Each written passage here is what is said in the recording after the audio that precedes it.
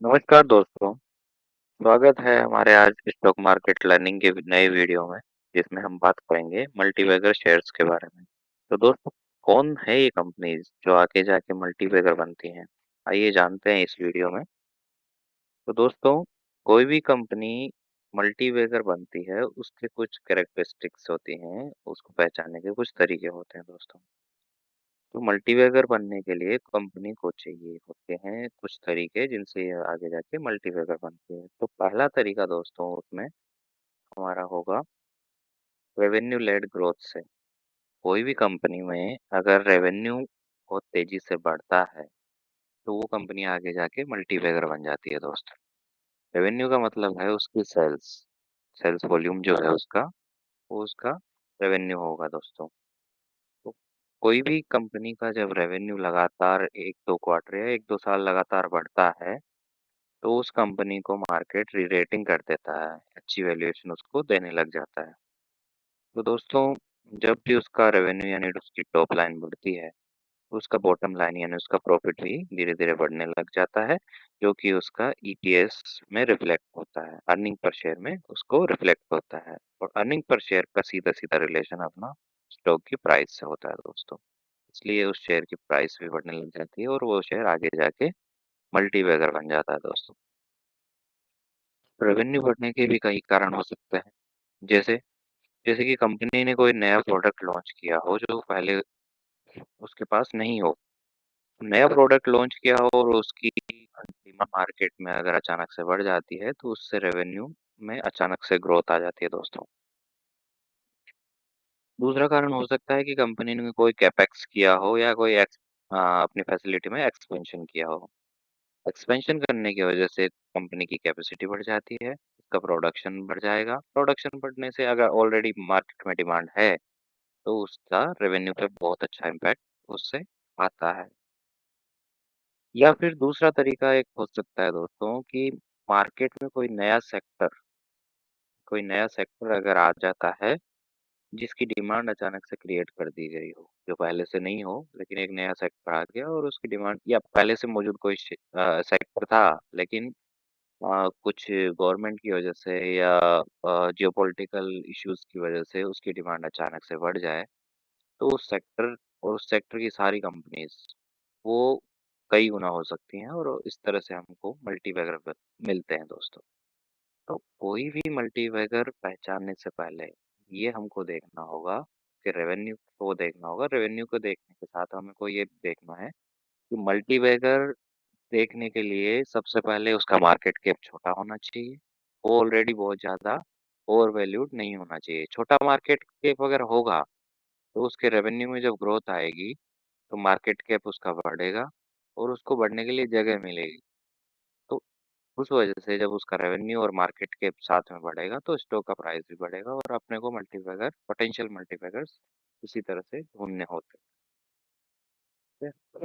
Example के रूप में अगर हम देखें, तो अभी 2023 का जो बजट आया था, 2022 का जो बजट आया था, 22-23 का, तो उस टाइम पे गवर्नमेंट ने इंफ्रा पे बहुत फोकस किया था, रेलवे और डिफेंस के ऊपर बहुत फोकस किया था, एनर्जी के ऊपर फोकस किया था। तो ये तीनों सेक्टर और जो सरकारी कंपनियां अपनी हैं, सरकारी कंपनियां जो पीएसयूज थे, वो पहले नहीं चला करते थे क्योंकि उनमें एफिशिएंसी नहीं थी। लेकिन गवर्नमेंट ने जब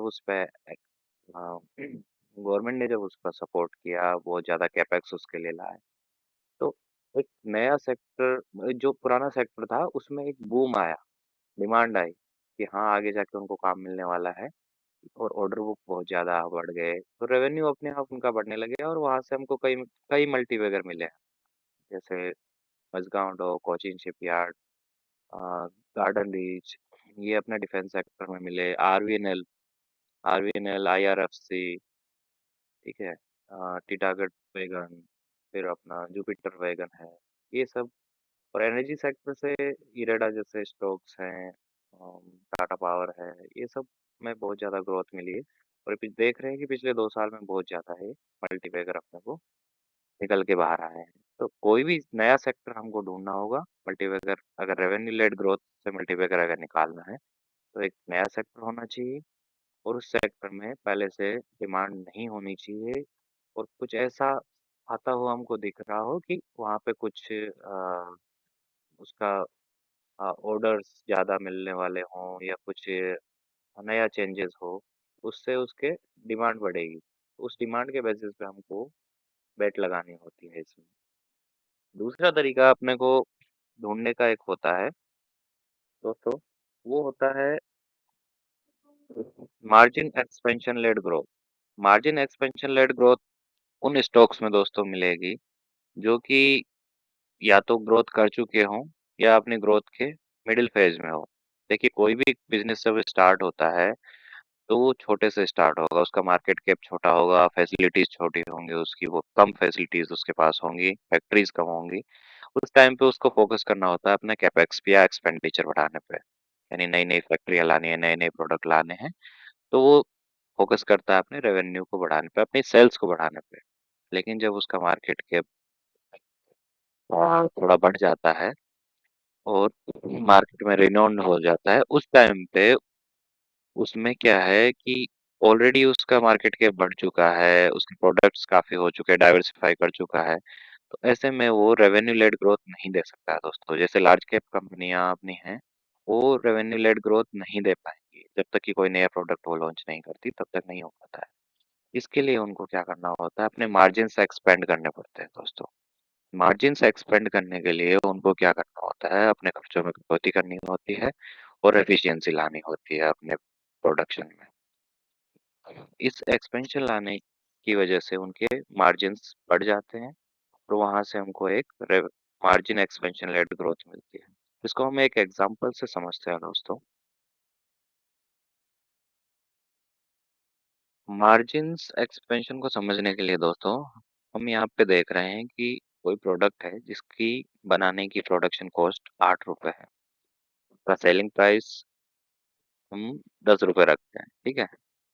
अगर कोई कंपनी उस 8 रुपए वाले प्रोडक्ट को 10 रुपए में बेच रही है और उसकी 1 लाख क्वांटिटी इनिशियल स्टेज में, जब वो छोटी कंपनी थी तो 1 लाख क्वांटिटी उसकी बना रही है। 1 लाख अगर प्रोडक्ट वो बना रही है तो टोटल सेल हमारी 10 लाख की हुई और वहां से हमें 2 रुपए एक प्रोडक्ट पे जब प्रॉफिट मिल रहा था और 10 लाख की सेल हुई तो 2 लाख हमारा प्रॉफिट हुआ। ठीक है। अब यहाँ पे हम अगर बात करते हैं कि छोटी कंपनी में अगर उसने मार्जिन्स अपने इम्प्रूव किए, मार्जिन्स इम्प्रूव किए मतलब कि 8 रुपए का जो है सेलिंग प्राइस 10 रुपए थी, 8 रुपए का उसने 12 रुपए पे उसने बेचना चालू कर दिया तो उसके मार्जिन्स अपने आप इम्प्रूव हो जाएंगे। देखिए मार्जिन्स इम्प्रूव करने के लिए या तो आपको हाई प्राइस पे बेचना पड़ेगा या फिर अपनी प्रोडक्शन कॉस्ट को कम करना पड़ेगा। छोटी कंपनी है, प्रोडक्शन कॉस्ट कम होगा नहीं, तो इसलिए उसने सेलिंग प्राइस यहाँ पे बढ़ा दी। 4 रुपए एक प्रोडक्ट पे अपना प्रॉफिट मिलने लग जाएगा दोस्तों। तो दोस्तों इसमें जब छोटी कंपनी है, 8 रुपए का प्रोडक्ट 12 रुपए में बेच रही है, 1 लाख यहाँ पे क्वांटिटी होगी, सेम क्वांटिटी है, 1 लाख क्वांटिटी, टोटल सेल अपनी 12 12 रुपए का प्रोडक्ट है, 1 लाख क्वांटिटी हुई, 12 12 लाख रुपया सेल किया उसने, यानी रेवेन्यू यहाँ से 12 लाख आया। प्रॉफिट हमारा 4 लाख का आ गया, मतलब मार्जिन एक्सपेंशन हुआ तो 2 लाख का 4 लाख बन गया, बराबर। अब यहाँ से जब हम बात करते हैं कि ये कंपनी बड़ी हो गई आगे जाके, कंपनी बड़ी हो गई, मार्केट कैप बढ़ गया, उसकी रीच बढ़ गई, लोग जानने लगे, उस केस में क्या होगा, जो 1 लाख क्वांटिटी बनाती थी वही कंपनी यहाँ पे 10 लाख क्वांटिटी बनाने लग गई प्रोडक्ट। ठीक है। यहाँ पे हम बात करें 8 रुपए का प्रोडक्ट है, 12 रुपए का सेलिंग प्राइस है, ठीक है, 4 रुपए यहाँ से मुनाफा मिलता है। जब 4 रुपए मुनाफा मिलता है तो अपना 10 लाख प्रोडक्ट बेच रहा है 12 रुपए पे, तो 1 करोड़ 20 लाख का यहाँ पे टोटल रेवेन्यू जनरेट हुआ। लेकिन अब आप देखेंगे कि 10 लाख क्वांटिटी और 4 रुपए का प्रॉफिट, 4 रुपए का प्रॉफिट हुआ तो 40 लाख का यहाँ पे हमको टोटल प्रॉफिट निकल के आ रहा है दोस्तों। कहाँ 2 लाख का प्रॉफिट था और छोटी कंपनी में अगर मार्जिन एक्सपेंशन था तो 4 लाख का प्रॉफिट था।